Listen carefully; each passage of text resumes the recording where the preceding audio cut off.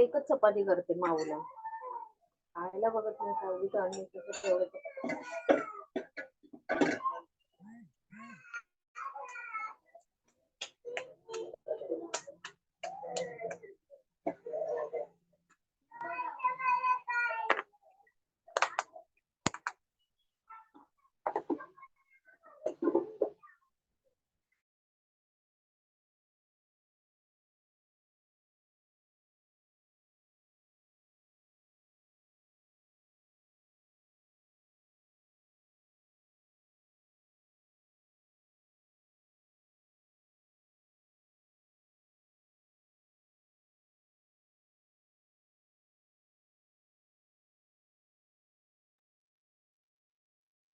Yes, hello and welcome to today's session.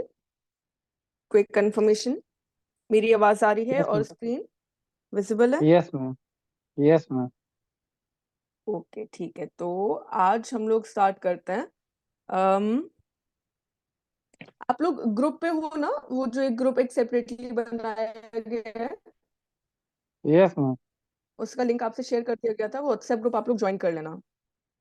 तो basically वही जो एक्टिव हम लोग लर्नर्स हैं वो सारा वो पर्सनल ग्रुप एक रहेगा। मैडम ब्लूटूथ ठीक है, तो आज कहना सुनने में जो हम लोग इसमें चैप्टर पढ़ने, हाँ जी, ब्लूटूथ ब्लूटूथ सॉरी, हेडफोन में थोड़ा दिक्कत होता है ना, इसके आवाज आने में जूम में। ब्लूटूथ से हेडफोन में दिक्कत होती है आवाज आने में? हाँ हाँ हाँ। रुक रुक के आइडिया आती है, ऐसे नहीं पूरा क्लियर रहता है क्या? मेरी है। वॉइस अभी क्लियर ठीक नहीं आ है। रही है क्या? जब हम अभी हल्का फट रहा है, हल्का हल्का। अब ठीक है। आपकी वॉइस ब्रेक हो रही है अक्षय।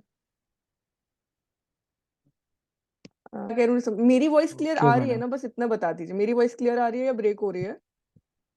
आपकी वॉइस क्लियर आ रही है। क्लियर आ रही है? हाँ, जब हेडफोन हटा देते हैं तब। अच्छा ठीक है, तब ठीक है। हेडफोन जब लगाते हैं तो क्लियर अच्छा, नहीं आता।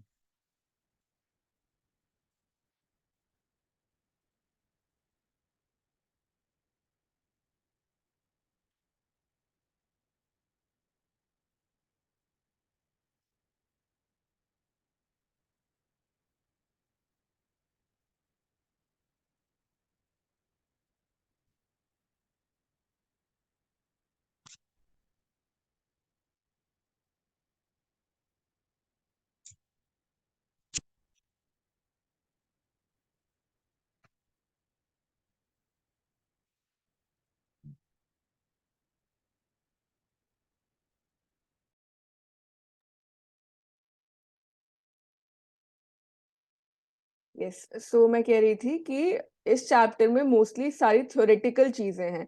अब हम लोग ने देखा है कि रिटेल बैंकिंग की जब हम लोग बात करते हैं तो there is the asset side and then there is the liability side. Liability side में वो सारे डिपॉजिट प्रोडक्ट्स आते हैं जहां पे बैंक्स पे करते हैं इंटरेस्ट। लाइबिलिटी का मतलब होता है जिम्मेदारी। बैंक के ऊपर जिम्मेदारी है कि उनको इंटरेस्ट पे करना है। All the customers who have created mostly their fixed deposits for example और डिमांड डिपॉजिट्स, तो उसमें किस तरीके से बैंक की लाइबिलिटी आती है। अब यही सारे डिपॉजिट्स, डिपॉजिटरी प्रोडक्ट्स की जब हम बात करते हैं तो उसके कुछ रूल्स एंड रेगुलेशंस हैं। How can one open fixed deposit और how can one create a demand deposit. उसके अलावा कौन कौन से इंडिविजुअल्स हैं जो कि एलिजिबल हैं to avail these products and services, और बैंक्स क्या इंटरेस्ट रेट दे सकते हैं, आरबीआई ने उसमें क्या नॉर्म्स स्टिपुलेट किए हैं। तो इस चैप्टर में अलग से कुछ भी समझने को नहीं है, याद करने को बहुत है। लेंदी चैप्टर है, इंपॉर्टेंट चैप्टर है, क्वेश्चंस इससे बनते हैं। तो हम लोग इसको समझेंगे, एक स्टोरी की तरह देखेंगे। कोई टर्म अगर नहीं समझ में आएगा तो उसको डिस्कस करेंगे। और आप लोग क्या करोगे, उसको, आज फ्राइडे है, आप लोग को वीकेंड मिलेगा, आप संडे को जब भी टाइम मिलेगा इस चैप्टर को याद करने की कोशिश करोगे। इंपॉर्टेंट चीजें क्या है वो मैं आपको बता दूंगी, ठीक है।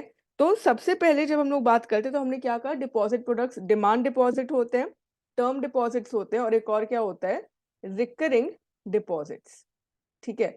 It is a mixture. हम तीनों तरीकों को एक एक करके, तीनों तरह के डिपॉजिट्स को एक एक करके डिस्कस करते हैं कि नॉर्म्स क्या है, मीनिंग क्या होता है। First we have demand deposit, and as the name suggest demand basis पे होता है। कस्टमर अपनी डिमांड के हिसाब से क्या कर सकता है, विदड्रॉ भी कर सकता है अमाउंट, और क्या कर सकता है, अमाउंट जमा भी कर सकता है, ठीक है। तो मीनिंग क्या है डिमांड डिपॉजिट्स का। फर्स्ट, सबसे इंपॉर्टेंट चीज, banks are the only financial intermediaries that are permitted to accept demand deposits which can be withdrawn by the customer at any time on demand.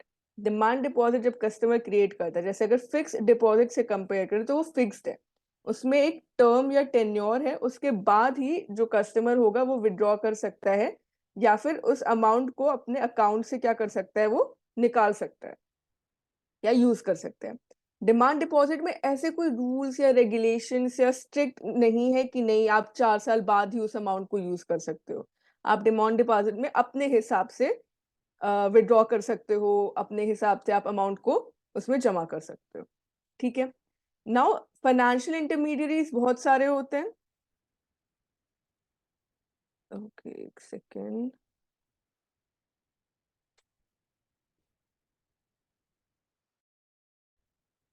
Audio.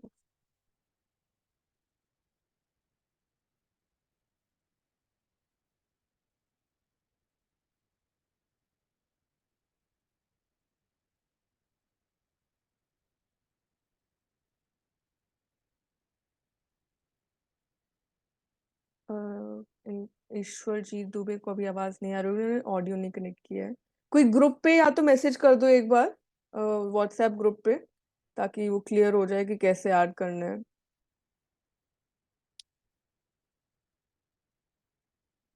ठीक है।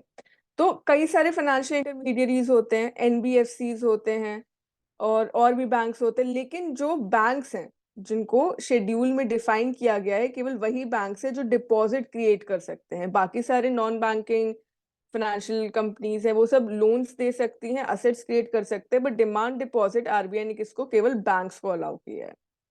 फिर उसके बाद withdrawals can be effected even by writing a letter to the bank, filling in the requisite form। ATM machine से हम लोग क्या कर सकते हैं, विड्रॉल कर सकते हैं, ठीक है। बेसिकली जब स्टार्टिंग की बात होती थी तो पहले एक जो इंस्ट्रूमेंट था वो था चेक या फिर डिमांड ड्राफ्ट। ये ट्रेडिशनल मेथड्स हुआ करते थे, चेक या फिर डिमांड ड्राफ्ट। अब कई सारे और भी तरीके हैं जिससे हम लोग विड्रॉ कर सकते हैं। तो बेसिकली मतलब क्या होता है, these deposits are repayable on demand, right. Basic demand deposits का मतलब होता है रीपेबल ऑन डिमांड। बैंक ये नहीं कहेगा कि नहीं आप इस स्टिपुलेटेड टाइम पीरियड के बाद ही क्या करोगे, आप विड्रॉ कर सकते हो। मतलब तो इजी है, सबको पता ही है। डिपॉजिट से हम लोग किस किस चीज तरीके से यूज कर सकते हैं, हम लोग एटीएम मशीन से भी यूज कर सकते हैं, बैंक के पास जाके भी विड्रॉ कर सकते हैं। All these options are available. Then जैसा कि अब ये सारे तरीके हैं विड्रॉ करने के, but cheque as a payment instrument is a legal document. ये एक लीगल डॉक्यूमेंट होता है। अगर मैंने कोई चेक किसी इंडिविजुअल को, वो चेक लेकर जाता है बैंक के पास, तो एक लीगल रिस्पॉन्सिबिलिटी हो जाती है। वो एक लीगल रिस्पॉन्सिबिलिटी हो जाती है for all the parties that are involve. जिसने चेक इशू किया है, बैंक है, जो इंडिविजुअल चेक लेकर जा रहा है, वो सब इसमें इन्वॉल्व होते हैं पूरे ट्रांजैक्शन में। ठीक है, बेसिक इंफॉर्मेशन एज सच इसमें कुछ अलग से नहीं, ऑलरेडी आपको पता है। अब डिमांड डिपॉजिट्स को दो पार्ट में डिवाइड किया जाता है। ठीक है, यहाँ पे होते हैं हम लोग के कासा डिपॉजिट्स। कासा डिपॉजिट्स जो सेविंग्स डिपॉजिट होते हैं उसमें लो इंटरेस्ट पे करते हैं, low interest as compare to the fixed deposit. और दूसरा होता है हम लोग के सीए जो कि करंट अकाउंट डिपॉजिट है, इसमें नो इंटरेस्ट और जीरो इंटरेस्ट होता है। अब इन दोनों के बारे में भी हम लोग सेपरेटली देखेंगे। ठीक है, तो ये हम लोग की बेसिक इंफॉर्मेशन हो गई डिमांड डिपॉजिट्स के बारे में, कि मीनिंग क्या होता है। Demand deposits are basically repayable on demand.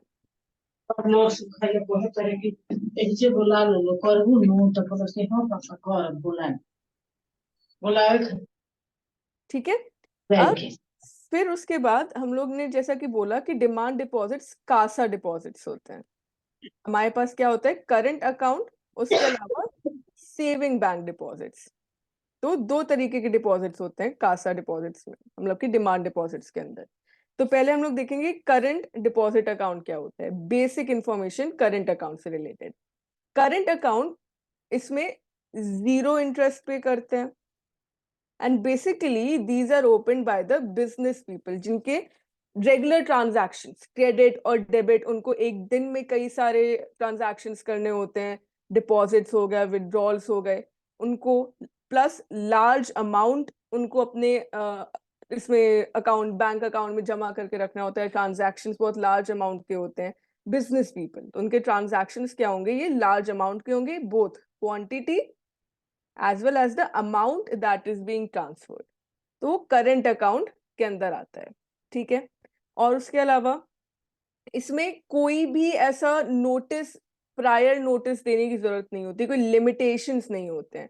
Limitations in the terms that amount can be deposited and withdrawn eight any time without giving any notice.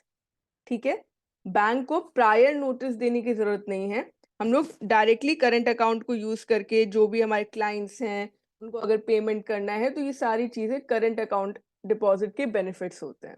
इसीलिए इसको ज्यादातर जो बिजनेस क्लास है उससे रिलेट किया जाता है। ठीक है, उसके अलावा चेक्स हो गया, ऑनलाइन बैंकिंग हो गया, दोनों ही है जो कि इसमें यूज किए जा सकते हैं। फिर ओवरड्राफ्ट फैसिलिटी। ओवरड्राफ्ट फैसिलिटी क्या होता है कि लेट से हमारे अकाउंट में 50,000 अमाउंट है। कोई कोई ट्राई करे, कोई मुझे बता सकता है क्या कि ओवरड्राफ्ट फैसिलिटी क्या होता है? किसी को पता है what is overdraft facility? Ma'am इसमें ओवरड्राफ्ट होता है कि आप जितना अमाउंट, जैसे लिमिट होता है, जैसे हम 3 लाख का ओवरड्राफ्ट लिए, तो उसमें हम जितना पैसा लिए उतना, जितना पैसा निकालिए उतना का इंटरेस्ट लगेगा, फिर हम जमा कर दिए, फिर लोन कॉन्टिन्यूसली चलते रहेगा, फिर जमा कर दिए, फिर ये कर दिए। नॉर्मल लोन में क्या होता है कि हम लेते हैं, एक बार बंद कर देते हैं, पैसा जमा कर तो बंद हो जाता है। ये नहीं, जितना जैसे 3 लाख का लिमिट है, हम 1 लाख निकाले, फिर 1 लाख जमा कर दिए, फिर कुछ दिन के बाद हम 2 लाख निकाले, 2 लाख जमा कर दिए, 3 लाख का लिमिट है तो वो चलता रहेगा। ठीक है, मतलब एक तरीके से सिंपल टर्म्स में देखा जाए तो इवन इफ सफिशिएंट फंड्स हमारे अकाउंट में नहीं है, तो भी इंडिविजुअल क्या कर सकते हैं, विड्रॉ कर सकते हैं। तो एक तरीके से बोरो ही हो गया, बिकॉज जैसा कि आपने कहा रिटर्न भी करना होता है। तो करंट अकाउंट में क्या होता है, ओवरड्राफ्ट फैसिलिटी भी प्रोवाइड की जाती है। ठीक है, सो ये सारी इसकी बेसिक कैरेक्टरिस्टिक्स हो गए करंट अकाउंट के। आई होप कि तो बहुत बेसिक चीजें हैं कि सेविंग्स अकाउंट क्या है, करंट अकाउंट क्या है, तो आप लोग को ऑलरेडी पता होगा कि क्या क्या चीजें इसमें होती हैं। And again there are no restrictions on the amount and number of transactions that are made from the current account. ठीक है, फिर करंट अकाउंट होल्डर कि कई सारे उसको एडवांटेजेस मिलते हैं, कि किस तरीके से एडवांटेज क्या क्या मिलेगा उसको। पहले तो बिजनेसमैन जिनको कई सारे ट्रांजैक्शंस करने हो सकते हैं। तो कस्टमर को क्या क्या एडवांटेजेस मिलेंगे? दे can withdraw from their current accounts without any limit, ठीक है। एंड अगर इंडिविजुअल, मतलब ये आरबीआई ने बोला है कि कोई लिमिट नहीं है, बट थोड़ी फ्लेक्सिबिलिटी इंडिविजुअल बैंक्स को दी है कि वो कैश ट्रांजैक्शन टैक्स एक चीज होती है वो कर सकते हैं, बट यूजुअली बैंक्स नहीं करते हैं, ठीक है। सो जो हमने कहा था, no restriction. So businessman they can withdraw from the current account without any limit. फिर डायरेक्ट पेमेंट कर सकते हैं, उसमें बैंक की प्रायर कंसेंट देने की जरूरत नहीं होती है। Using cheques, demand drafts, online fund transfer, directly हम लोग एक बिजनेसमैन दूसरे बिजनेसमैन को ट्रांसफर कर सकते हैं अमाउंट। और क्या एडवांटेजेस होते हैं?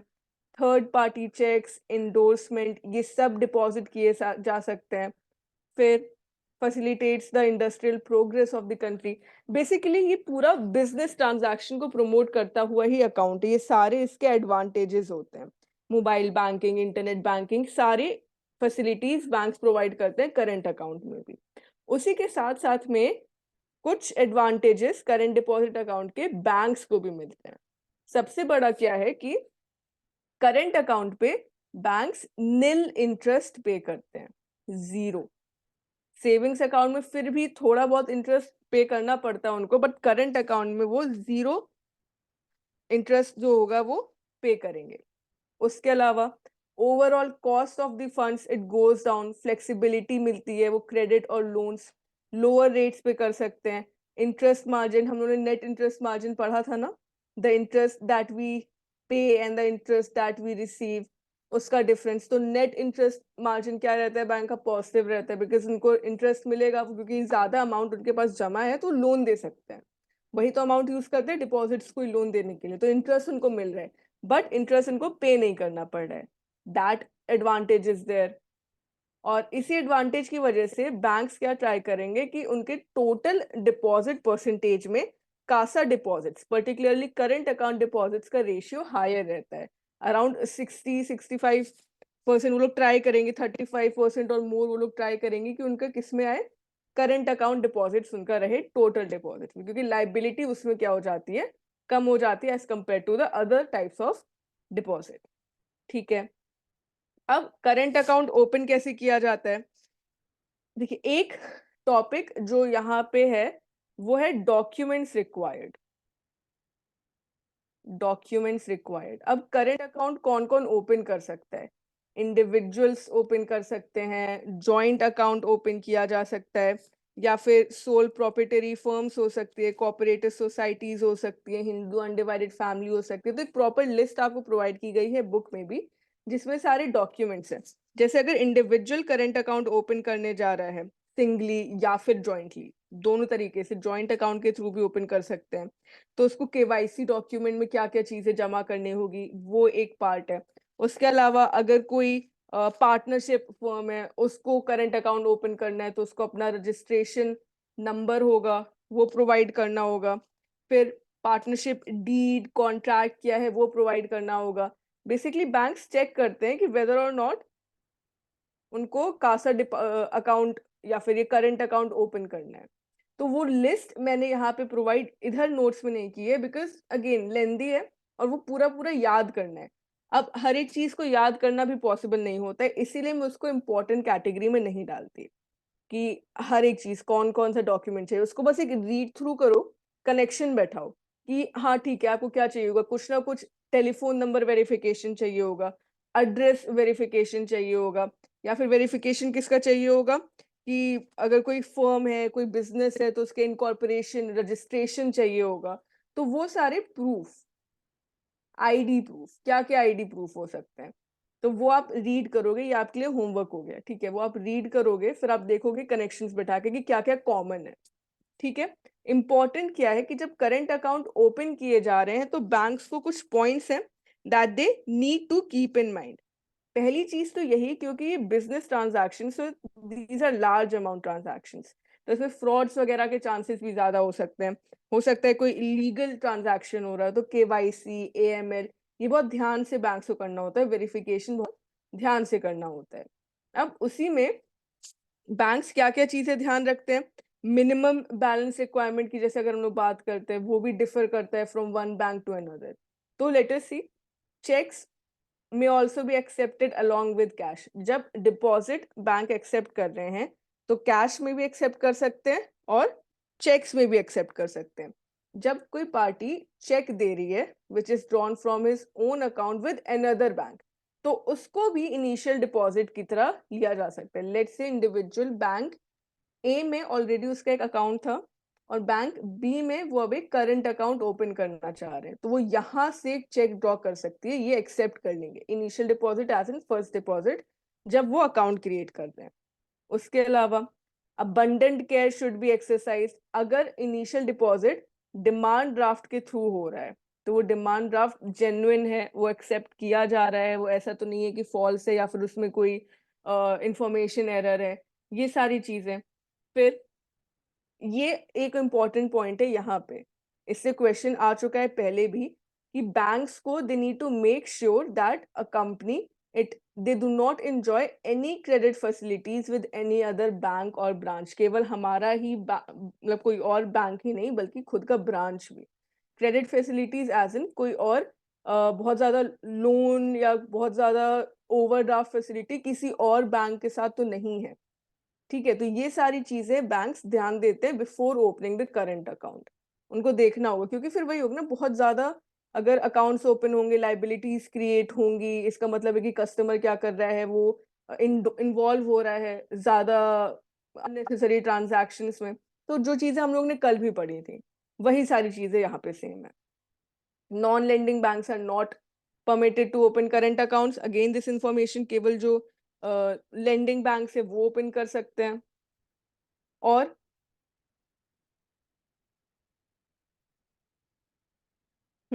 अब ये जो हमारा एक पॉइंट था कि किसी और बैंक के साथ कोई क्रेडिट फैसिलिटी नहीं एंजॉय कर रहे हैं, इसमें थोड़ी सी फ्लेक्सिबिलिटी आरबीआई ने बाद में प्रोवाइड की। कैसे? आरबीआई ने एक नोटिफिकेशन दिया इन अक्टूबर 29, 2021 that banks may open current account for the borrowers who have availed credit facilities in the form of cash credit or overdraft from the banking system. मतलब कि अगर उनके पास कैश फैसिलिटीज हैं किसी और बैंक या ब्रांच से तो वो ओपन कर सकते हैं करंट अकाउंट, बट उसमें कुछ लिमिटेशंस हैं। फर्स्ट, जहां पे borrowers where the exposure of the banking system is less than 5 crore, there is no restriction on opening of the current account. मतलब उसने जो इंडिविजुअल है उसने क्रेडिट फैसिलिटी ली है ऑफ लेस देन 5 करोड़, ठीक है, तो वहां पे वो ओपन कर सकते हैं, उसमें कोई भी रिस्ट्रिक्शन या फिर मना नहीं करेगा bank when they are on the cash credit और ओवरड्राफ्ट फैसिलिटी। फिर अगर जो बोरोवर्स है उनका एक्सपोजर 5 करोड़ से उसने कैश क्रेडिट या ओवरड्राफ्ट फैसिलिटी ली है, उसी के साथ वो करंट अकाउंट ओपन करेगा। अगर उसका एक्सपोजर अगर वो 5 करोड़ से ज्यादा है, अगर 5 करोड़ से कम है तो कोई ऐसा प्रोविजन नहीं है, वो कहीं से भी कर सकता है। बट अगर 5 करोड़ से ज्यादा है तो जहां से उसने वो क्रेडिट फैसिलिटी अवेल की है जिस बैंक से, वो उसी के साथ अपना करंट अकाउंट ओपन करेगा। ठीक है, तो आरबीआई ने प्रोविजन दिया है related to the current account opening. फिर अब और भी बहुत सारे इंस्ट्रक्शंस हैं कि लेट्स से कोई इंडिविजुअल है वो सिटी शिफ्ट कर रहा है, वो एक सिटी से दूसरे सिटी में जा रहा है फॉर बिजनेस रीजंस या फिर उसने अपना एक नया फर्म स्टार्ट किया है, तो वो क्या चाहेगा कि वो अकाउंट को ट्रांसफर करे। मतलब कि हो सकता है वो एक होम ब्रांच उसका किसी एक सिटी में वो कहीं और ट्रांसफर करना चाहे, तो उससे रिलेटेड क्या प्रोविजंस हैं? So these provisions are given by whom? The Damodaran Committee. Damodaran committee on customer service. पहले ट्रांसफर ऑफ अकाउंट्स अलाउड नहीं था, पर फिर बिकॉज डिमांड बढ़ी कि नहीं ट्रांसफर अकाउंट जरूरी है, कई सारे कस्टमर्स ने बोला, तो फिर क्या नॉर्म्स दिए गए? So direction for implementing the facility of account number portability. मतलब कि अकाउंट नहीं, जहां पे भी इंडिविजुअल ने एक अपना बैंक खोला उसको एक अकाउंट नंबर दिए गया वो सेम रहेगा और वो किसी और सिटी में किसी और ब्रांच में अपना अकाउंट को क्या कर सकता है, वो ट्रांसफर कर सकता है with the same account number. जैसे हम लोग फोन नंबर पोर्टेबिलिटी की बात,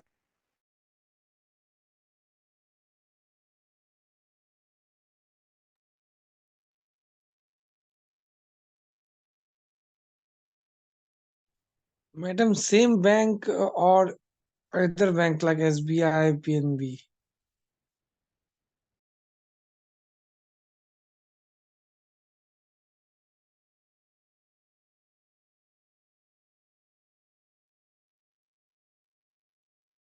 राइट।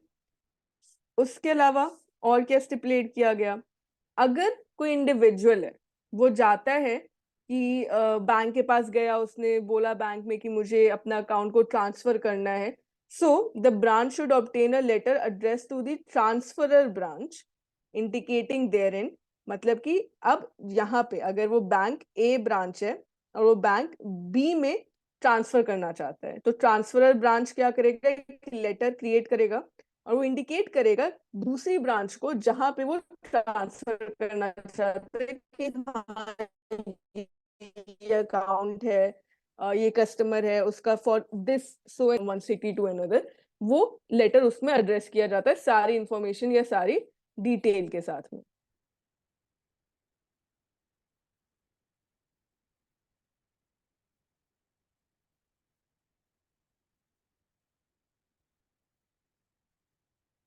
ये हम लोग बात करें ब्रांच में, वो सेम बैंक की ब्रांच में अगर वो चेंज कर रहे हैं, अगर लेट से आप रिसाइड कर रहे थे पहले, आप कहाँ रिसाइड कर रहे हो, आप यूपी में रिसाइड कर रहे हो या फिर आप कहीं और रिसाइड कर रहे हो, आप जॉब पर्पज से या किसी और पर्पज से आपको शिफ्ट करना पड़ रहा है, तो आप चाहोगे ना कि अगर जरूरत पड़े तो आपको वापस उसी जगह पे ना जाना पड़े जहाँ पे आप रह रहे हो, वहीं पे आपको अपनी ब्रांच फैसिलिटी मिल जाए। तो आप ब्रांच शिफ्ट ट्रांसफर कर रहे हो तो आपका अकाउंट भी ट्रांसफर कर सकते हैं without changing the account number. ठीक है, बैंक बैंक नहीं, ब्रांच टू अनदर ब्रांच। ठीक है, चाहे वो उसी सेम सिटी की ब्रांच हो या फिर कहीं और की ब्रांच हो। ठीक है, this is clear. Transferee branch, transfer branch, जो ब्रांच ट्रांसफर कर रही है ट्रांसफर ब्रांच हो गया, और जहां पे किया जा रहा है फ्रॉम A to B, तो उस लेटर ऑफ क्रेडिट में सारी इंफॉर्मेशन रहती है। Then in case of inoperative accounts, inoperative accounts जिसमें कोई भी ट्रांजैक्शन नहीं किया गया है, तो उससे रिलेटेड क्या स्टिपुलेशन है। नाउ अगेन मैं फिर से वही चीज कह रही हूँ, ये पूरा थ्योरेटिकल है, इसमें कोई ऐसा टर्म डिफाइन करने को नहीं है, इसीलिए चैप्टर थोड़ा सा क्या हो जाता है, बोरिंग लगने लगता है या फिर लगता है कि इसमें क्या पढ़ना है। तो गो थ्रू करो, ऐसा कुछ भी टफ नहीं है, आपको ऑलरेडी वो सारी चीजें पता है, बहुत जनरल सी चीजें हैं। ठीक है, तो गो थ्रू करो और इसमें बेसिकली याद ही करना है जितना भी हो पाए, जो भी है तो मैं आपको बताती जाऊंगी क्या क्या चीजें इंपॉर्टेंट है, वो आपको याद करना है। कोई कमिटी ने अगर कुछ स्टिपुलेशन दिया या आरबीआई ने कोई नया नॉर्म दिया है, तो वो सारी चीजें इंपॉर्टेंट हो जाती है, उसके चांसेस ज्यादा होते हैं कि वो एग्जाम में पूछा जाएगा। ठीक है, अब इनऑपरेटिव अकाउंट से रिलेटेड क्या इंफॉर्मेशन है, अगर किसी अकाउंट में कॉन्टिन्यूसली कोई भी ऑपरेशन नहीं हुआ है फॉर 2 years, कोई भी क्रेडिट या डेबिट या कोई भी ट्रांजैक्शन नहीं हुआ है, then it will be treated as inoperative account. तो ये इंफॉर्मेशन इंपॉर्टेंट हो गई। ठीक है, charges every half year to the debit of inoperative accounts and credit to the incidental charges. इस पॉइंट का क्या मतलब है कि लेट से कोई ओवरड्राफ्ट फैसिलिटी इंडिविजुअल ने ली थी, ठीक है, कोई कैश क्रेडिट या ओवरड्राफ्ट फैसिलिटी इंडिविजुअल ने अकाउंट को यूज करके ली थी, तो बैंक उसको कवर कर सकता है अगर भले ही वो इनऑपरेटिव अकाउंट रहा हो तो भी। तो इससे रिलेटेड भी आरबीआई ने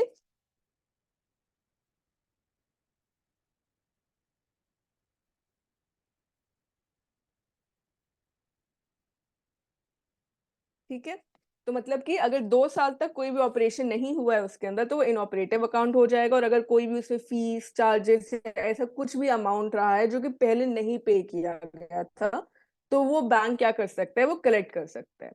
एंड इसके लिए भी अभी बोला जाएगा कि वो इनऑपरेटिव है अगर वो 2 साल है, प्लस इंडिविजुअल चाहे तो वो फिर से ऑपरेट भी करा सकता है। लेट से वो आया 2 साल या उसके अंदर या उसके थोड़े से टाइम के बाद, और उसने बैंक को बताया for so and so reason I was not able to make any transactions from the account, उसने क्या दिए, उसने जेन्युइन रीजन दिए। और अगर बैंक सैटिस्फाइड है, if the bank is satisfied with the reason, then वो फिर से उस अकाउंट को ऑपरेट कर सकता है, एक्टिव कर सकता है, and for that fresh KYC documents are obtained and duly। इस तरीके से क्वेश्चन आपसे पूछा जाता है कि अगर इंडिविजुअल का अकाउंट इनऑपरेटिव बैंक ने बता दिया है, पर वो आ जाता है और बैंक को बताता है, रीजन देता है कि क्यों कुछ भी इसमें ट्रांजैक्शन नहीं हुआ है, कोई भी ऑपरेशन नहीं हुआ है, आप प्लीज इसको फिर से एक्टिव कर दो, तो बैंक उससे रीजन पूछेगा और सेटिस्फाई होने के बाद फिर से केवाईसी डॉक्यूमेंट वेरिफिकेशन वो करवाएगा। जो पुराना हुआ था उसी से नहीं, पूरा नया प्रोसेस केवाईसी का वो करेगा, तभी उसको ऑपरेटिव अकाउंट बोला जाएगा। ठीक है, तो ये हो गया इनऑपरेटिव अकाउंट से related.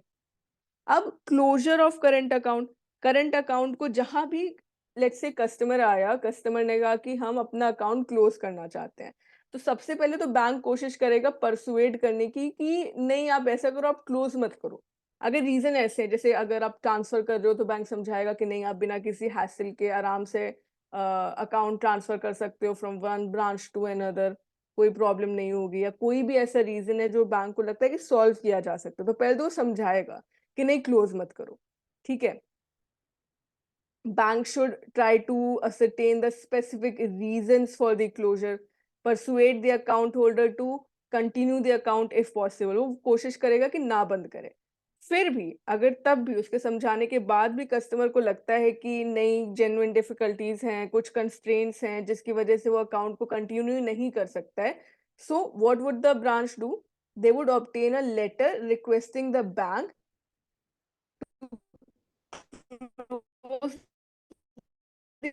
account duly joint account।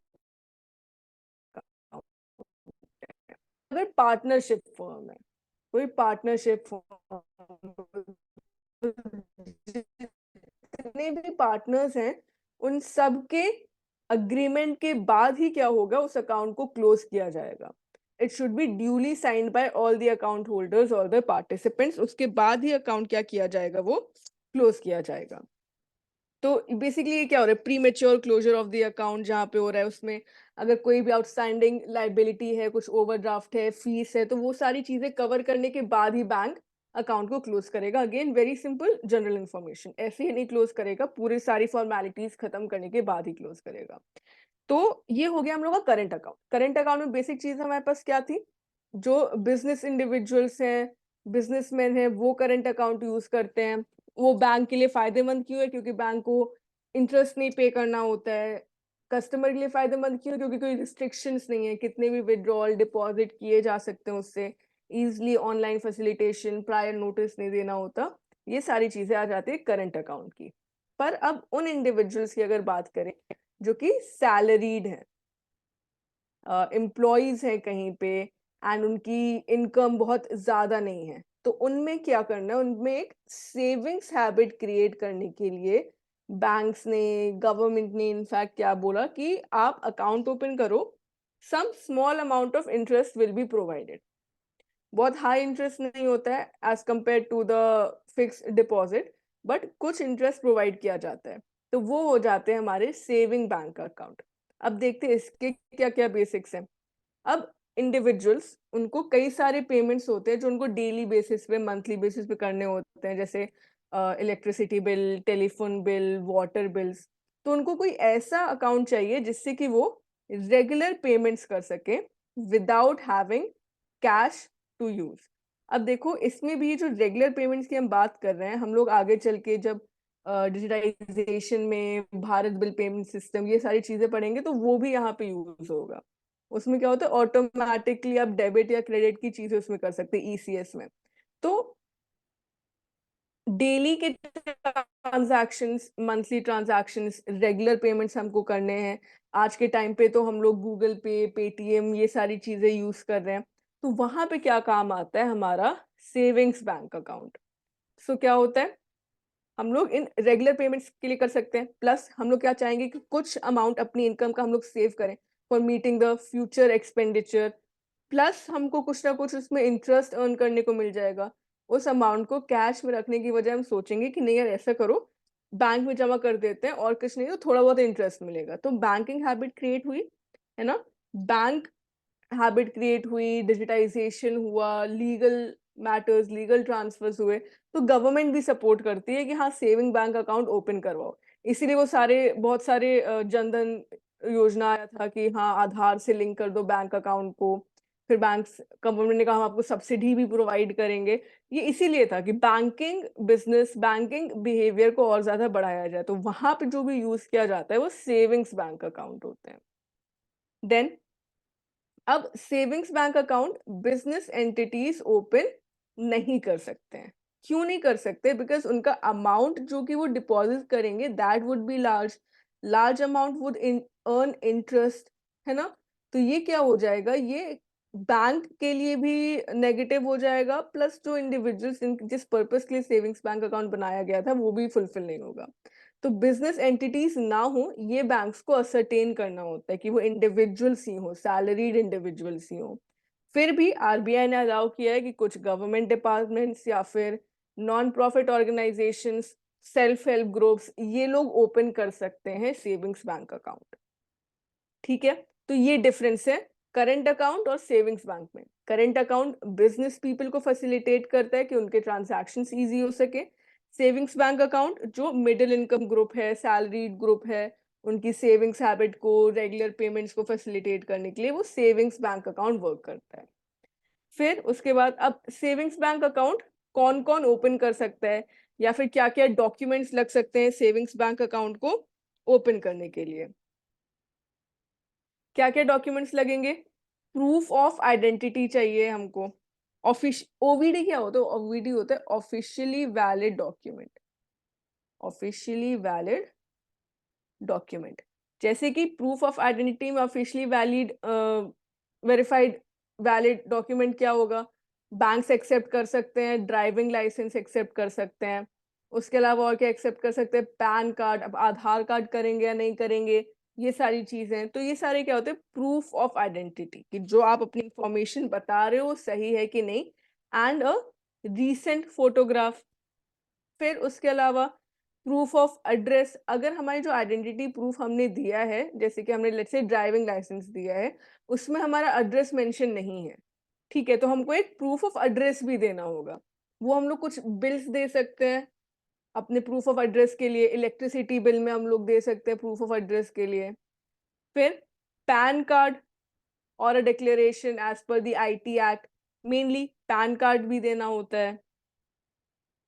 तो ये सारे ऑफिशियली वैलिड डॉक्यूमेंट्स होते हैं। ये चार हैं जो कि अगर आपको सेविंग्स बैंक अकाउंट ओपन करना है तो ये आपको डॉक्यूमेंट्स प्रोवाइड करने होंगे। तो ये याद कर लो, इतना तो इजीली याद किया जा सकता है।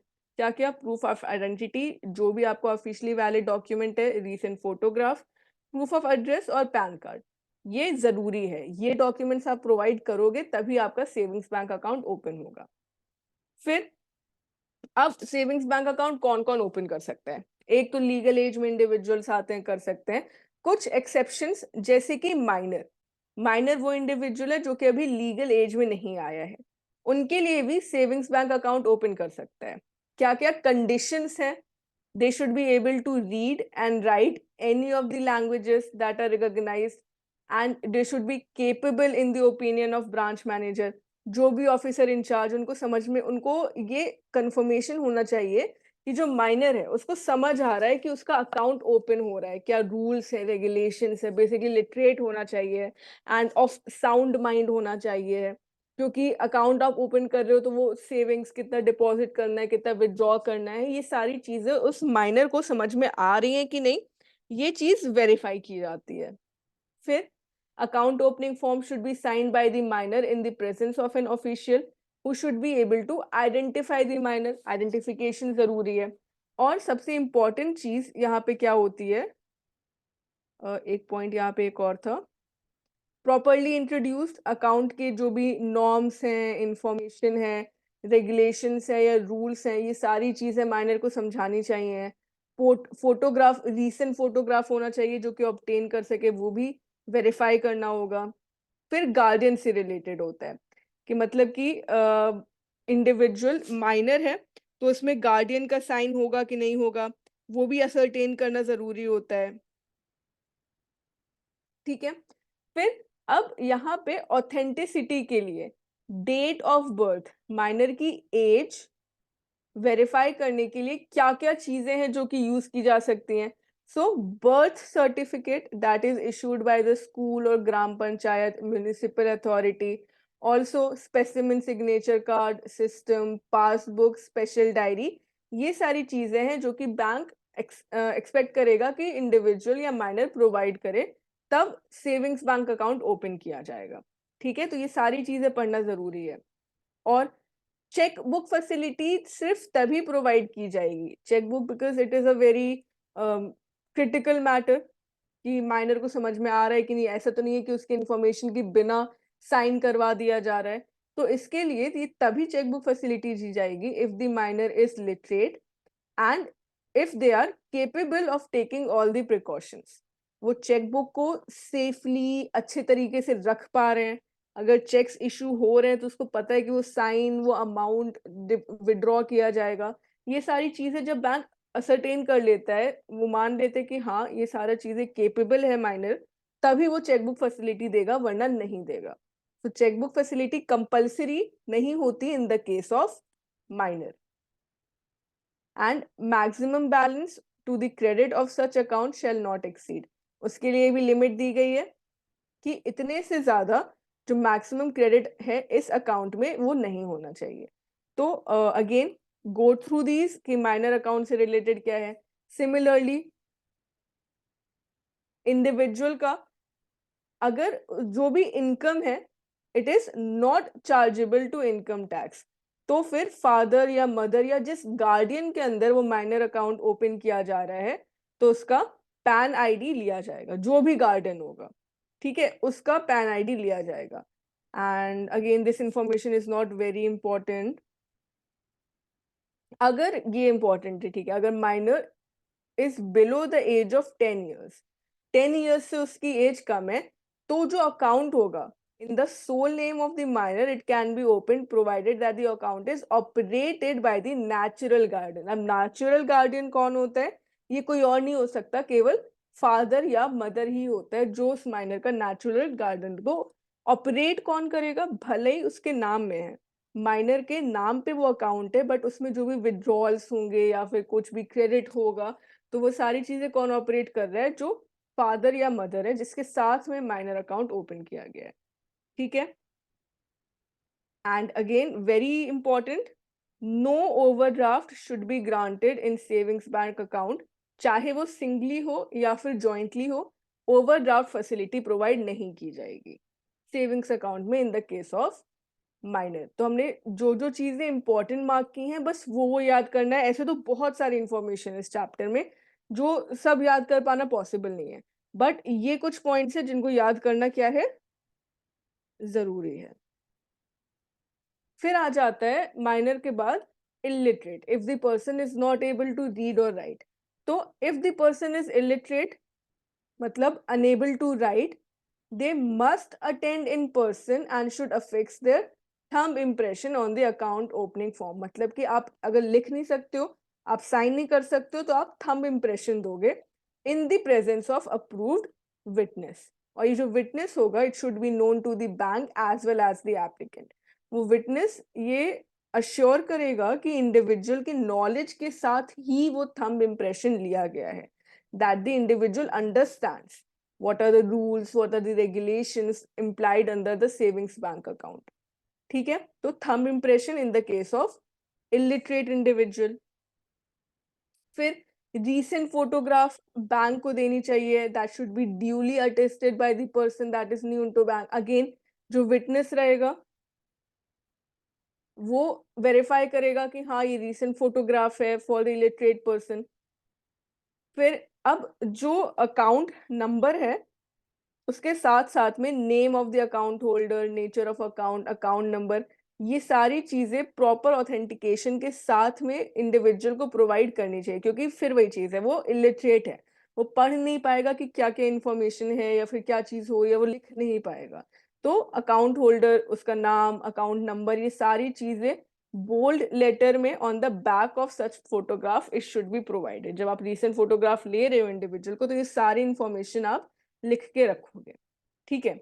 तो ये कुछ प्रिकॉशंस हैं, right, when the bank is providing. Bank इस क्राइटेरिया पे कि नहीं आप इलिटरेट हो, आपका सेविंग्स बैंक अकाउंट नहीं ओपन करेंगे, बैंक ये नहीं कर सकता। वो प्रिकॉशंस लेगा ताकि कुछ भी उस अकाउंट का मिसयूज ना हो, बट वो अलाउ करेगा, वो इलिटरेट पर्सन को भी bank savings bank account open करने देते हैं। इसके अलावा विड्रॉल्स के टाइम पे जो इलिटरेट पर्सन है they should come personally to the branch, affixes her और हिज थंब इम्प्रेशन। जो भी ऑफिसर के प्रेजेंस पे, ये नहीं हो सकता है कि अगर विड्रॉल करना है तो कोई और उस इलिटरेट इंडिविजुअल के अकाउंट से विड्रॉ कर सकता है, नहीं, उसको पर्सनली जाना होगा। ऑफिशियल वेरीफाई करेगा रीसेंट फोटोग्राफ से कि हाँ ये वही इंडिविजुअल है जिसका ये अकाउंट है। वो जब अपना थंब इम्प्रेशन देगा, उसको मैच किया जाएगा, तभी विड्रॉ होगा, ठीक है। So this information is also important.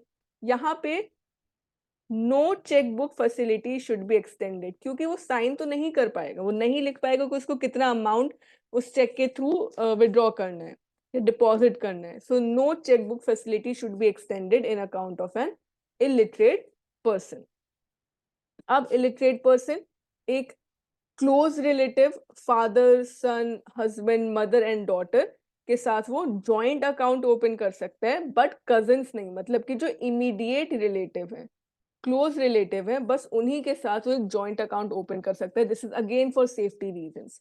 ऐसा ना हो कि इंडिविजुअल की इंफॉर्मेशन की बगैर, बिकॉज वो इलिटरेट है, वो पढ़ नहीं पाएगा, तो ऐसा ना हो कि उसके इंफॉर्मेशन या उसके कंसेंट के बगैर उसके अकाउंट से पैसे विड्रॉ कर लिए जा रहे हैं, ठीक है। तो ऐसी सिचुएशंस को अवॉइड करने के लिए क्या हुआ, केवल क्लोज रिलेटिव, जो इमीडिएट रिलेटिव है, उन्हीं के साथ जॉइंट अकाउंट ओपन किया जाएगा। फिर आ जाता है थर्ड, ब्लाइंड पर्सन्स के केस में। फिर से बैंक बस इस रीजन से कि वो इंडिविजुअल ब्लाइंड है, वो मना नहीं कर सकता कि नहीं आप अकाउंट ओपन नहीं करोगे। बैंक्स कुछ प्रिकॉशंस लेगा, because they are fully competent to enter into a valid contract. कोई भी ऐसा लीगल बार नहीं है कि blind persons savings bank account operate नहीं कर सकते। अब क्या क्या उसके ऑपरेशंस हैं। ब्लाइंड पर्सन है तो उसमें एक स्क्रिप्ट होती है, ब्रेल स्क्रिप्ट। उसमें जो लेटर्स होते हैं, दीज आर अ लिटिल ऑब्स्ट्रूड, थोड़े उभरे हुए से लेटर्स होते हैं। तो यहाँ पे बोला गया है, for the persons with disabilities all the banks facilities including chequebook, ATM, locker facility, it should be offered to visually challenged persons as well, और उनको असिस्ट करना चाहिए in the withdrawal of cash. इसमें ये भी है कि जो एटीएम कीज हैं, ठीक है, जो एटीएम कीज है वो अब आने लगा है कि वो ब्रेली फॉर्मेट में होंगे, आपने भी देखा होगा, उसको आप टच कर सकते हो, वो एक स्क्रिप्ट ही अलग होती है for the visually challenged persons.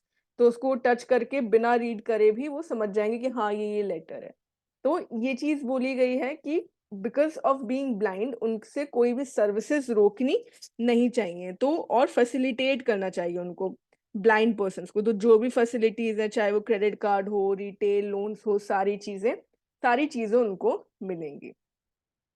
Then in the case of incapacitated, handicapped, old or sick, first सबसे important चीज, bank should obtain the photograph of the handicapped person, recent photograph, ताकि आइडेंटिटी मैच की जा सके।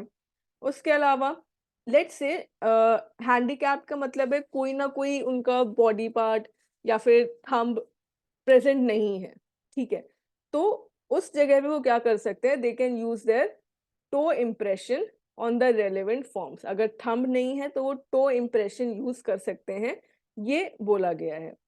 उसके अलावा अगर कोई इंडिविजुअल है, वो सिक है या वो इल है, दे आर नॉट वेल, वो खुद से नहीं आ सकते हैं बैंक में विड्रॉ करने के लिए, तो फिर वो अपना थंब इम्प्रेशन या टो इम्प्रेशन दे के किसी और इंडिविजुअल को भेज सकते हैं जिन पे वो ट्रस्ट करते हैं, which is to be done, it is to be witnessed by 2 independent witnesses that are known to the bank and one of them should be a competent bank official। तो अगर वो खुद से नहीं आ रहे हैं, कोई और उनके बिहाफ में आ रहा है मनी को विड्रॉ करने के लिए, जो थंब इम्प्रेशन लिया जाएगा वो किस बेसिस पे लिया जाएगा? In the presence of witnesses, कि हाँ उसी इंडिविजुअल ने फुल नॉलेज में, हाँ उनके फुल नॉलेज में ही ये विड्रॉल एक्सेप्ट किया जा रहा है। ठीक है, this is when they are not able to visit the branch. फिर अब non individual entities savings account भी ओपन कर सकते हैं। कौन कौन सी नॉन इंडिविजुअल एंटिटीज है? पहले हमने क्या देखा था कि savings bank account business individuals के लिए नहीं है या बिजनेस एंटिटीज के लिए नहीं है, फिर भी नॉन इंडिविजुअल एंटिटीज कुछ कुछ जो कि अलाउ किए गए हैं। कौन? Primary cooperative credit society that are being financed by the bank, वो सेविंग्स अकाउंट ओपन कर सकते हैं। कोई खादी या विलेज इंडस्ट्रीज बोर्ड्स हैं, वो कर सकते हैं। Agricultural produce market committees, societies that are registered under the Societies Registration Act, development of women and children in rural areas, इनका भी सेविंग्स अकाउंट ओपन किया जा सकता है। या फिर विकास वॉलंटियर वाहिनी है which is the farmers clubs, तो ये आरबीआई ने बोला है कि ये सेविंग्स अकाउंट ओपन कर सकते हैं। ये एग्जैक्टली बिजनेस या फिर प्रॉफिट ऑर्गेनाइजेशंस नहीं है, ये सब क्या है? वेलफेयर ऑर्गेनाइजेशंस है। तो इनके लिए सेविंग्स बैंक अकाउंट ओपन हो सकते हैं। सेल्फ हेल्प ग्रुप्स हो गए, ये सारे क्या है? सेविंग्स बैंक अकाउंट ओपन करेंगे। वहीं साथ साथ में आरबीआई ने एक लिस्ट प्रोवाइड की है वो लोग जो कि ओपन नहीं कर सकते हैं, non individual entities that can not open a savings bank account. कौन कौन नहीं कर सकता? म्युनिसिपल कॉर्पोरेशन और म्युनिसिपल कमिटीज, ये ओपन नहीं कर सकते ना। ये दोनों लिस्ट काफी इंपॉर्टेंट है। क्वेश्चंस आ सकते हैं like which of the following entities और which of the following non-individual entities are allowed to open a savings bank account or are not allowed, are exempted। तो आपको पता होना चाहिए कि ये जो वेलफेयर ऑर्गेनाइजेशंस है वो ओपन कर सकते हैं।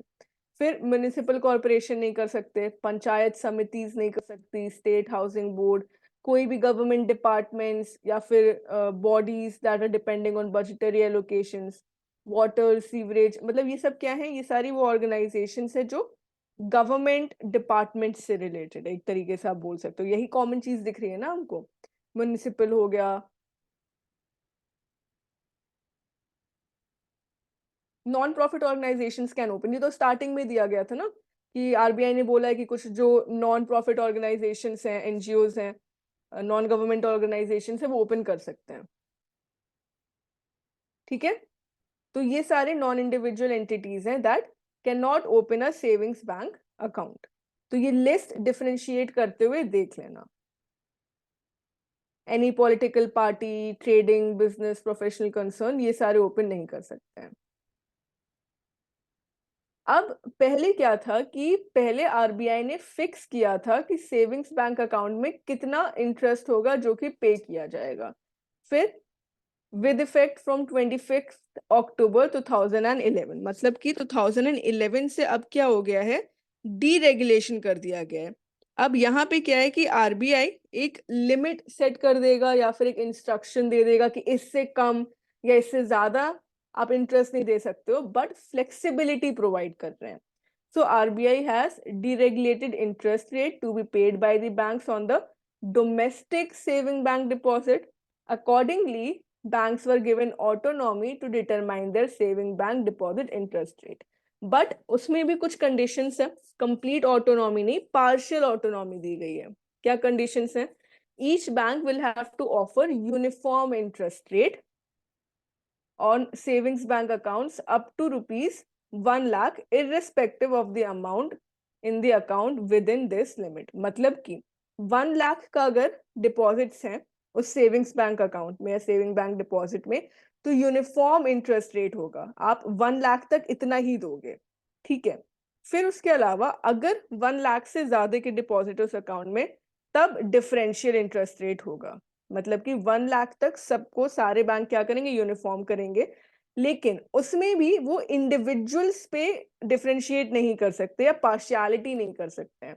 ऐसा नहीं होगा कि वो एक इंडिविजुअल को लेट्स से 3% दे रहे हैं, दूसरे को उनको लग रहा है कि ये थोड़ा ज्यादा हाई नेटवर्थ इंडिविजुअल है तो उसको 4% दे रहे हैं। नहीं, वो सेम रखेंगे अक्रॉस इंडिविजुअल। एक बैंक का इंटरेस्ट रेट दूसरे बैंक के इंटरेस्ट रेट से डिफर कर सकता है, बट बैंक के अंदर वो सेम रहेगा।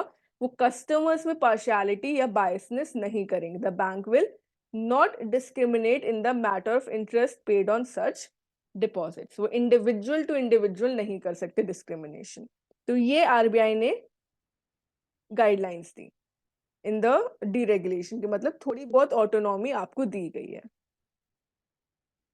तो ये हो गए हम लोग के दो टाइप के कासा डिपॉजिट्स हो गए, करंट अकाउंट हो गया, सेविंग अकाउंट हो गया। फिर उसके बाद जो थर्ड टाइप ऑफ अकाउंट हो जाते हैं वो हो जाते हैं टाइम डिपॉजिट, कई जगहों पे टर्म डिपॉजिट या फिर जो फिक्स्ड डिपॉजिट भी होता है ये बोला जाता है। अब देखते हैं इससे रिलेटेड क्या क्या इंफॉर्मेशन हमारे लिए इंपॉर्टेंट है। Time deposit where the bank depositor के साथ एक कॉन्ट्रैक्ट एंटर करता है to pay on a fixed or determinable future date the amount deposited plus the interest that is occurred thereon। मतलब कि बैंक बोलेगा कि आप अभी एक डिपॉजिट क्रिएट कर रहे हो, let's say in the year 2024, हम आपको 2030 में इसको रिटर्न करेंगे। ये आपका क्या है, ये आपका फिक्स्ड टेन्योर हो गया और इस टेन्योर पे आपको कुछ इंटरेस्ट रेट प्रोवाइड करेंगे, ठीक है।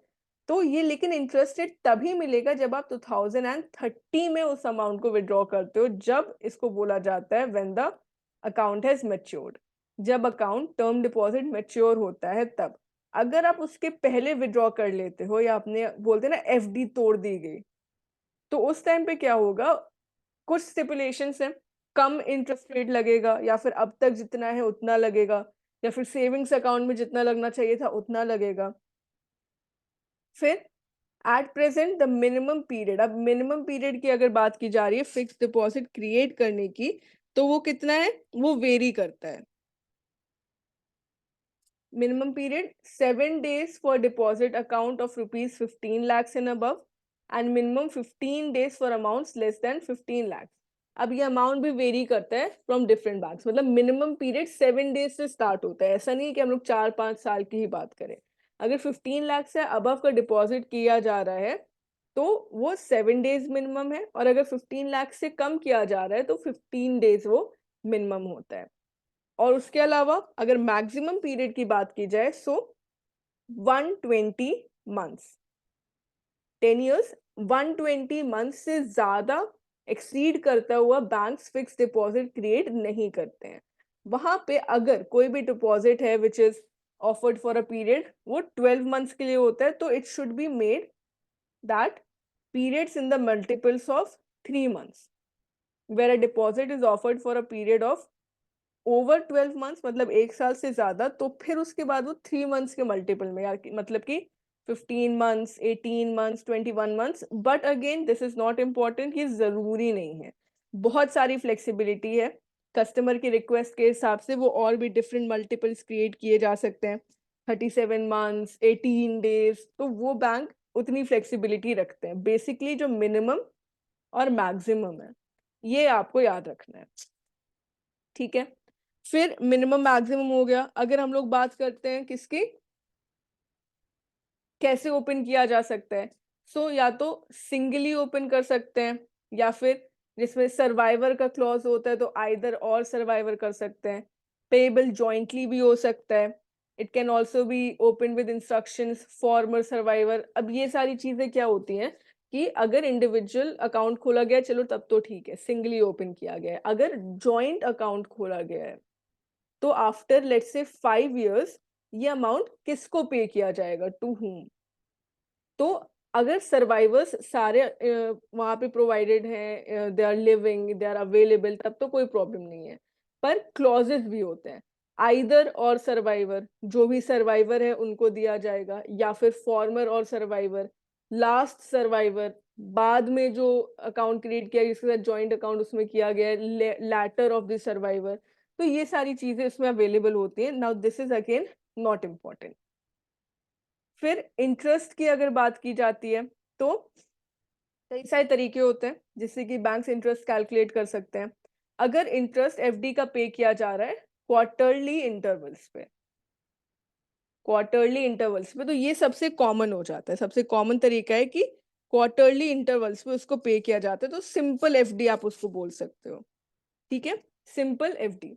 फिर कस्टमर्स चूज कर सकते हैं कि उनका जो भी इंटरेस्ट है इट शुड बी री invested in the FD account, let's say interest जो अकर हुआ, एक ऑप्शन रहता है कि आप उसको अपने सेविंग्स डिपॉजिट में ट्रांसफर करवा दे रहे हो, ठीक है, एक ऑप्शन ये होता है। और क्या ऑप्शन होता है, ये कहलाता है क्यूमुलेटिव एफडी और कंपाउंड इंटरेस्ट डिपॉजिट।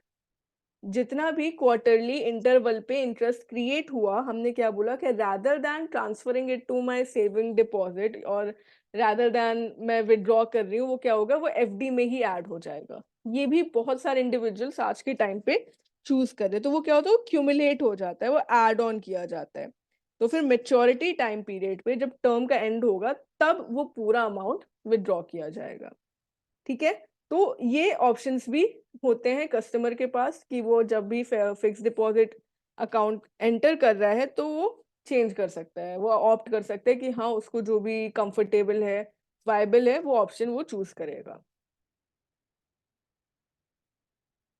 फिर ओवरड्राफ्ट फैसिलिटी या फिर लोन फैसिलिटी, तो बैंक्स अलाउ करते हैं कि एफडी के ऊपर for the temporary requirements of funds banks normally offer loan against FD up to 80 to 90% of the FD. 100% क्यों नहीं, तो ये जो 10 और 20% जो रखते हैं वो मार्जिन रखते हैं, 10-20% मार्जिन रख के बाकी अमाउंट पे टेम्पररी लोन या फंड्स भी प्रोवाइड करते हैं टर्म डिपॉजिट पे, ठीक है।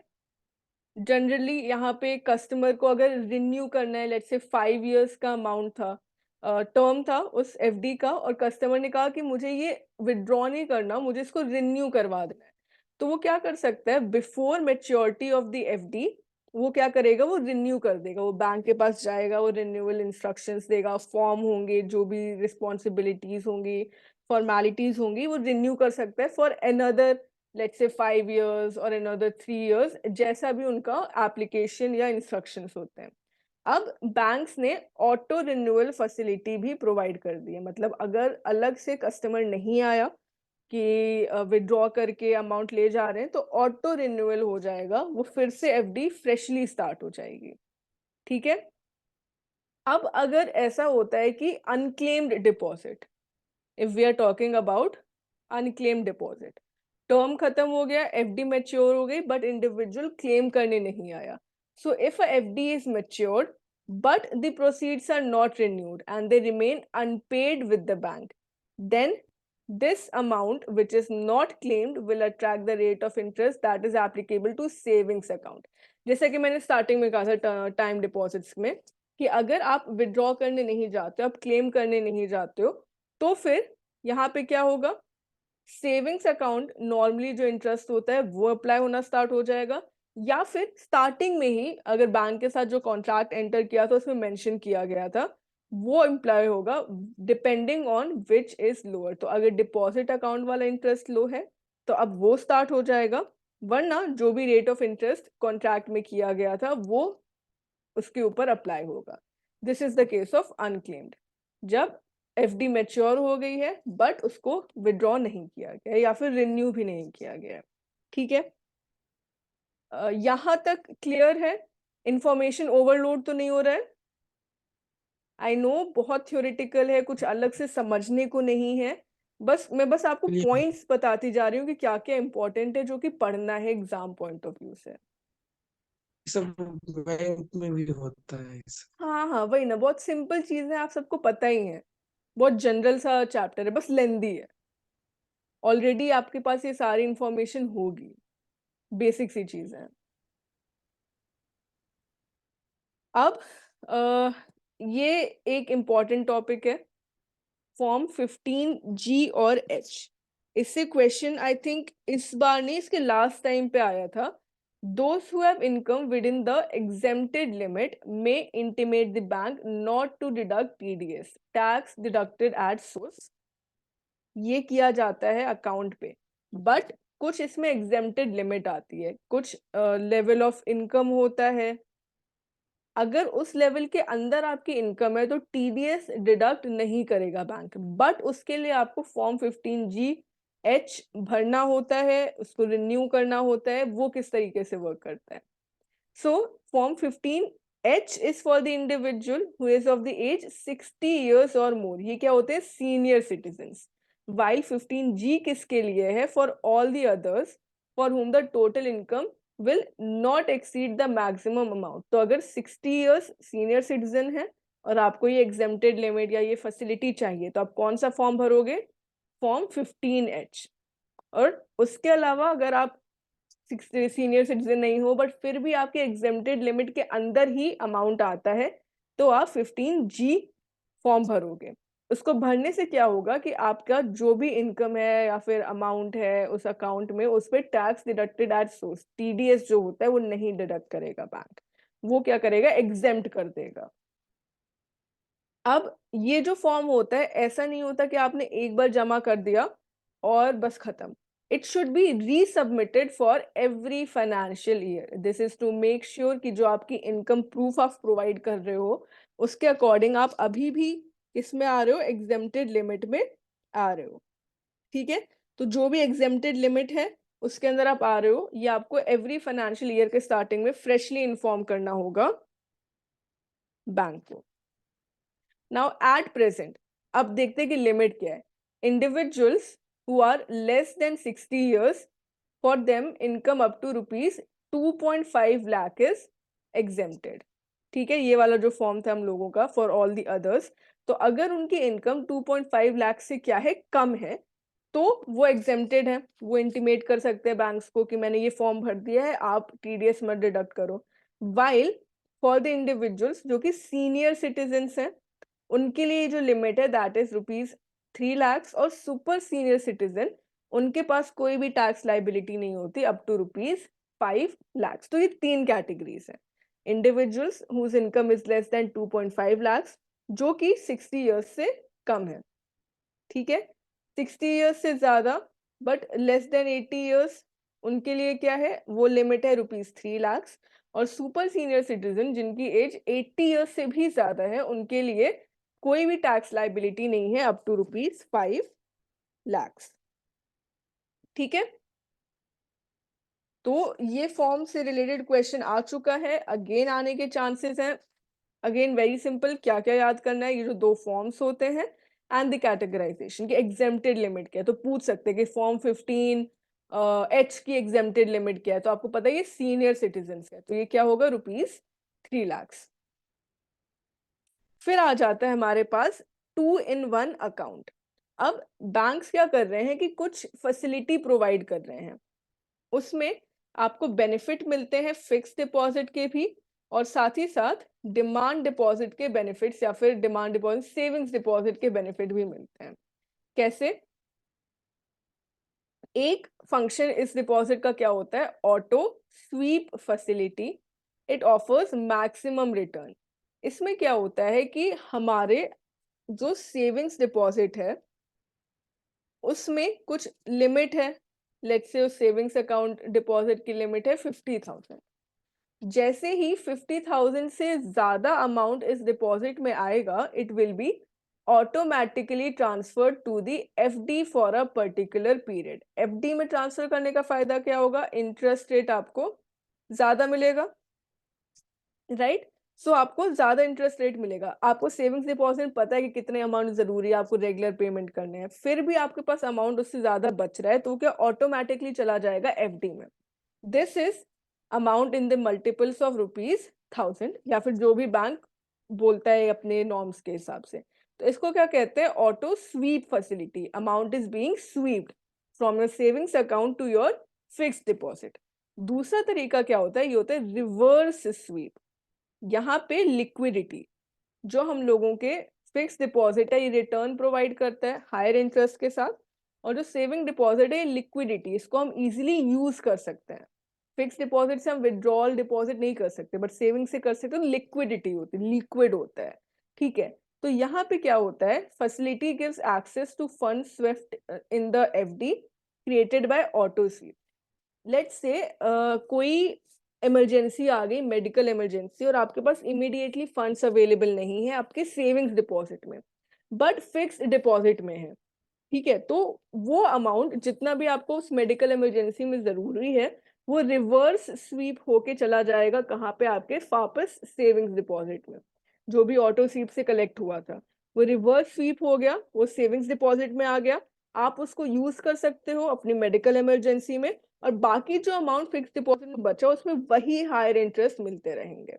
ठीक है, तो ये बेनिफिट है, इसको क्या कहते हैं, 2 in 1 अकाउंट। मतलब कि आपको फिक्स डिपॉजिट के हायर रिटर्न्स भी मिल रहे हैं और सेविंग्स डिपॉजिट की लिक्विडिटी भी मिल रही है एज पर योर नीड।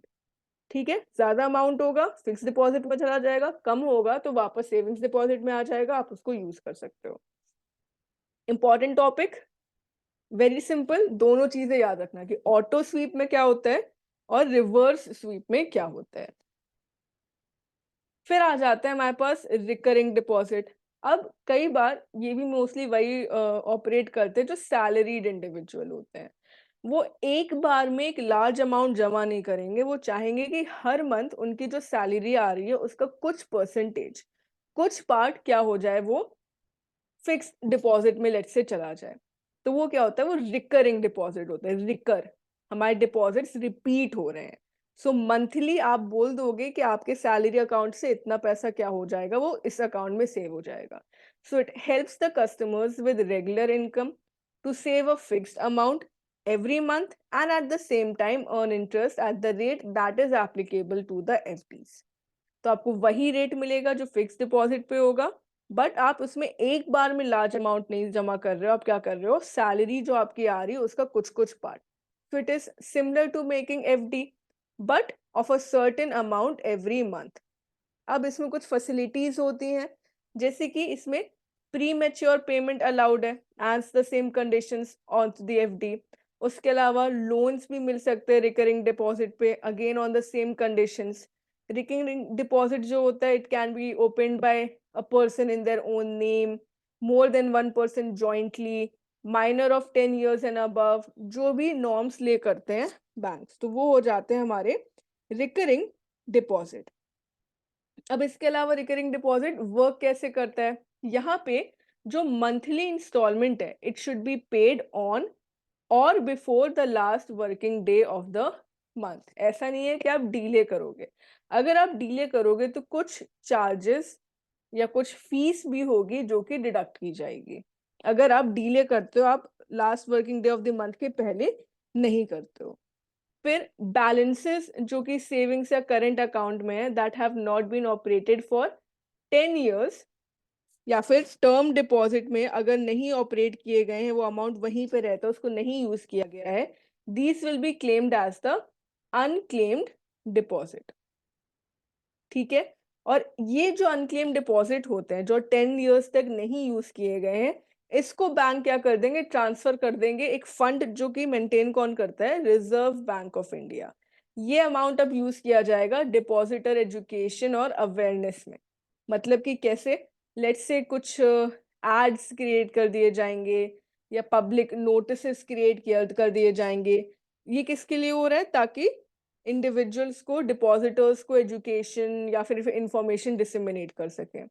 ठीक है, तो जो भी अनक्लेम्ड डिपॉजिट्स हैं 10 years, 2 years क्या था, इनऑपरेटिव अकाउंट का, जो हमने पढ़ा था कि अकाउंट इनऑपरेटिव कब हो जाएगा, जब अनक्लेम्ड रहता है 2 years के लिए। पर अगर ऑपरेट नहीं किया गया है 10 years के लिए, तो उस अमाउंट को क्या बोल दिया जाएगा, depositor education and awareness fund, उसको RBI यूज कर सकता है। ठीक है, फिर उसके बाद अगर ये जो हम लोग बात कर रहे थे जो मंथली इंस्टॉलमेंट पेमेंट था, यहाँ पे कोई भी डीले होता है तो बैंक क्या करते हैं, they charge a penalty, for example ₹2 plus service tax for every ₹100 per month. जो भी डीले किया जा रहा है उसमें बैंक पेनल्टी भी चार्ज करते हैं। Again it differs from bank to bank, it varies from bank to bank, bank amount बढ़ा सकते हैं, घटा सकते हैं, कोई जेन्युइन रीजन हो सकता है, तो फिर बैंक क्या करेंगे, ठीक है हम आपसे कोई भी फीस या चार्ज नहीं लेंगे। फिर नॉमिनेशन फैसिलिटी की अगर हम लोग बात कर रहे हैं, तो यस, नॉमिनेशन फैसिलिटी भी प्रोवाइड की जाती है in the case of savings and deposit account that is opened by the individual, right. उसमें क्या होता है, nomination it can be made और cancelled by the account holder at any time. मतलब कि वो अपने लाइफ टाइम में, ऐसा नहीं है कि एक बार नॉमिनेशन दे दिया तो वो चेंज नहीं कर सकता है, वो उसको चेंज भी कर सकता है। Nomination can also be made in the favour of a minor individual. ठीक है, अब नॉमिनेशन जो किया गया है उसमें पेमेंट का राइट तभी मिलेगा after the death of the depositor. अब नॉमिनेशन फैसिलिटी हम डिटेल में पढ़ेंगे एक चैप्टर में, वो अलग चीज है। यहाँ हम केवल किसकी बात कर रहे हैं, जो सेविंग अकाउंट या डिपॉजिट अकाउंट की है। तो नॉमिनेशन क्रिएट भी कर सकते हैं, ऑल्टर भी कर सकते हैं, चेंज भी कर सकते हैं, कंप्लीटली हटा के दूसरा भी दे सकते हैं, बट वो ऑपरेट तभी होगा जब अकाउंट होल्डर की डेथ हो जाएगी, कि उसके बाद उस अकाउंट में जो भी डिपॉजिट है वो कौन यूज करेगा। ठीक है, so after the death of the single account and death of all the depositors in case of joint account, right? ये nomination facility होती है। Finally settlement of the claims. अब अगर जो इंडिविजुअल है, अकाउंट होल्डर है जिसके नाम से वो अकाउंट था, अगर उसकी डेथ हो जाती है तो कैसे सेटलमेंट किया जाएगा क्लेम्स का। यहाँ पे कुछ रूल्स हैं बैंकिंग रेगुलेशन एक्ट के and banking companies nomination rule.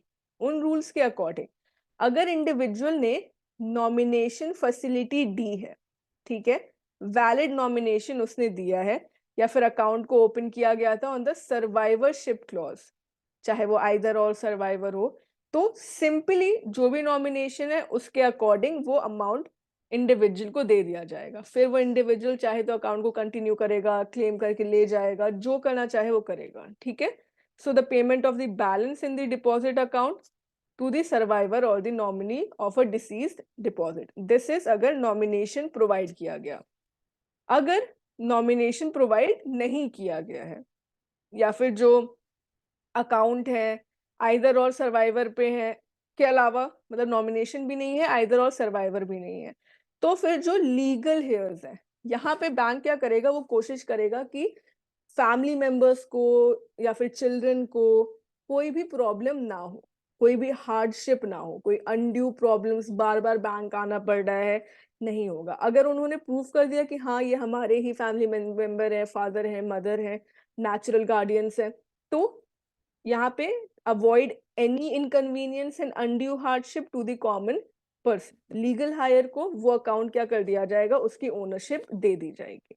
This is if the nomination facility is not provided.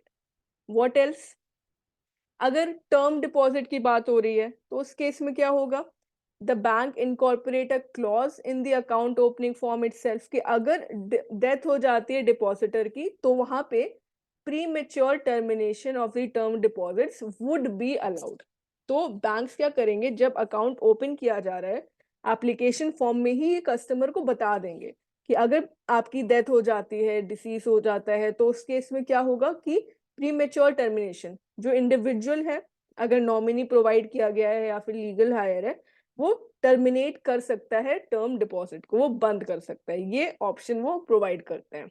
And again banks को आरबीआई ने स्टिपुलेट किया है कि जो डिसीज डिपॉजिटर्स हैं उनके जो सर्वाइवर्स हैं या नॉमिनी हैं, उनको 15 डेज के विद इन, जब उनकी डेथ हो गई है, उन्होंने क्लेम कर दिया, तो विद इन 15 डेज वो सारा अमाउंट उनको प्रोवाइड कर देना है, right. So 15 days of the receipt of the claim subject to the production of proof of death of the depositor and suitable identification of the claims to the bank's satisfaction. So 15 days के अंदर अंदर banks को ये सारी formalities complete करके procedure को कर देना है कि हाँ अब आप transfer कर सकते हो।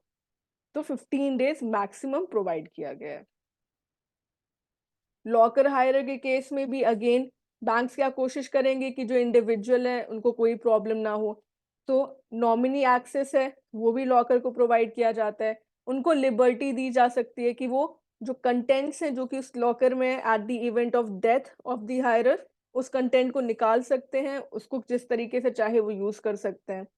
यहाँ पे अगेन कोई भी इनकन्वीनियंस, अनड्यू हार्डशिप नहीं देनी है। अगर नॉमिनेशन प्रोवाइड नहीं किया गया है तो फिर या फिर जॉइंट हायरर्स ने कोई प्रॉपर एक्सेस नहीं दिया है, तो भी बैंक क्या करेंगे, they will adopt a customer friendly policy. वो अपने लीगल एडवाइजर्स को इन्वॉल्व करेंगे, वो कोशिश करेंगे कि इंडिविजुअल्स को, कस्टमर्स को कोई भी प्रॉब्लम ना हो। अगर आप लीगल हायर हो, आपके पास प्रूफ है कि अब इंडिविजुअल की डेथ हो चुकी है और आप ही लीगल हायर हो, तो आप इजीली एक्सेस कर सकते हो, आप उन अकाउंट्स को रिमूव कर सकते हो। And that is all.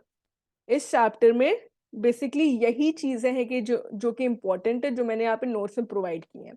फिर भी मैं आपको बोलूंगी, मैं सजेस्ट करूंगी, go through the complete chapter once, A to Z पूरा सारे टॉपिक्स देख लो, डिटेल में पढ़ लो, ताकि पता रहे कि क्या क्या है, याद क्या करना है, जो जो चीजें इस नोट्स में प्रोवाइड की गई हैं। ठीक है। हाँ, अब बताओ कोई डाउट या कंफ्यूजन अभी तक, या फिर कुछ क्वेश्चन सॉल्व करें, आज थोड़ा लंबा सेशन हो गया। क्वेश्चन सॉल्व करें। Yes ma'am. Okay. First question. Which of the following statements are true regarding the features of a current deposit account? Current deposit के लिए कौन कौन से statements है जो कि सही हैं? Current deposits are designed primarily for individuals to promote savings habit. There are restrictions on the number of deposits. Current deposit require completion of KYC. Interest is charged on the short-term funds or overdraft borrowed from the bank. And there's a penalty for not maintaining a minimum balance. बताइए current account के लिए कौन कौन सी information है जो कि सही है?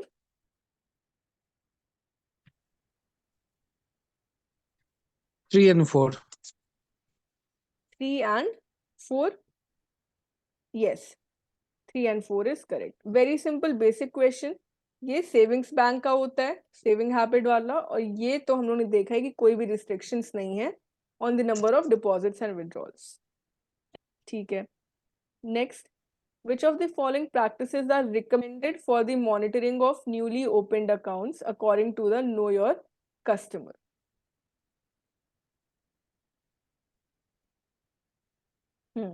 Bank officials are required to verify the genuineness of the third-party credits.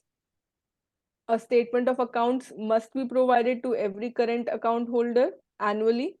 Banks should send a thank you letter to account introducers and independently confirm the account holder's address. For the first 6 months, bank managers or the deposit account section managers should closely monitor the accounts to prevent fraudulent or suspicious activities.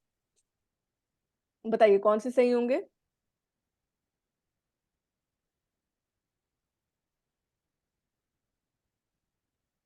One, 3 and 4. 1, 3 and 4. Hmm. Yes, 1, 3 and 4.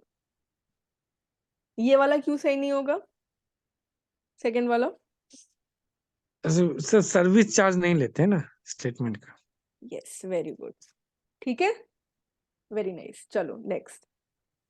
What are the conditions for opening a savings bank account in the sole name of a minor to be operated by the minor according to the directives of RBI? Minor के case में, minor के case में क्या होगा?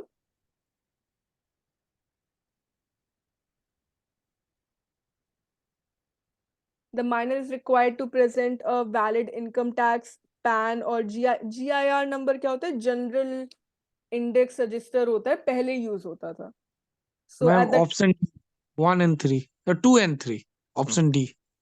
option D, 2, 3 and 4, fourth statement भी सही है। हाँ, ये तो हमने देखा था ना, ये अमाउंट मिनिमम रहने का हमने पॉइंट भी दिया था इसमें माइनर के अंदर, द मैक्सिमम बैलेंस। हाँ हाँ, ये पॉइंट था माइनर वाले स्लाइड में, जब हम लोग देख रहे थे ना, तो ये पॉइंट एक था, maximum balance in the account under the age of 14 years, this is there. ऐसे 14 years के अबव के लिए नहीं है, but under the age of 14 years ये मिनिमम अमाउंट होना चाहिए। कोई बात नहीं, चलो ये तो नॉर्म से आप एक बार फिर से ध्यान से देखोगे तो आ जाएगा। Okay, next. Which of the following statements accurately describe the interest payment options available for the fixed deposit? Interest on FDs is compounded annually and the customers cannot opt for the interest to be reinvested. Customers have the option to receive FD interest payments directly into their savings account. Premature withdrawal is not permitted. minors are not allowed to open term deposit accounts? Option B. Option B. हाँ, हमने देखा था कि interest को compound करने के अलावा और भी ऑप्शंस होते हैं, वो डायरेक्टली अपने सेविंग्स अकाउंट में मंथली या क्वार्टरली बेसिस पे भी कर सकते हैं।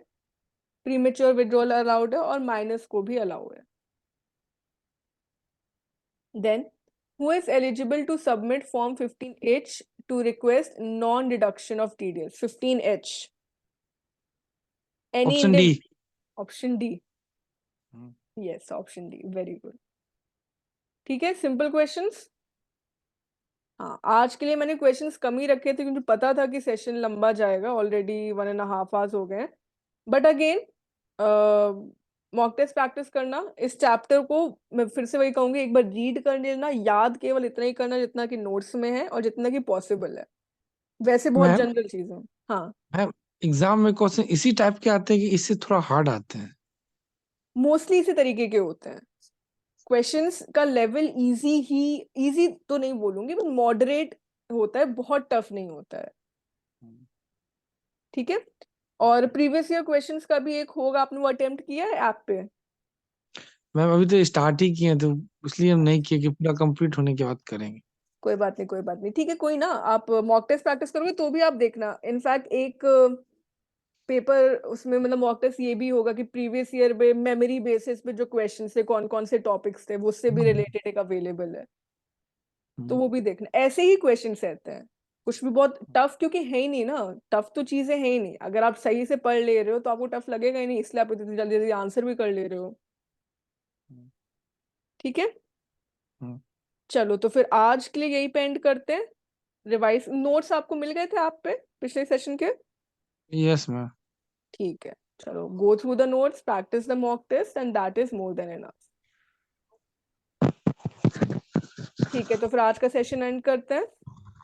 ठीक है। Okay, thank you, good night. Good night ma'am. Good night.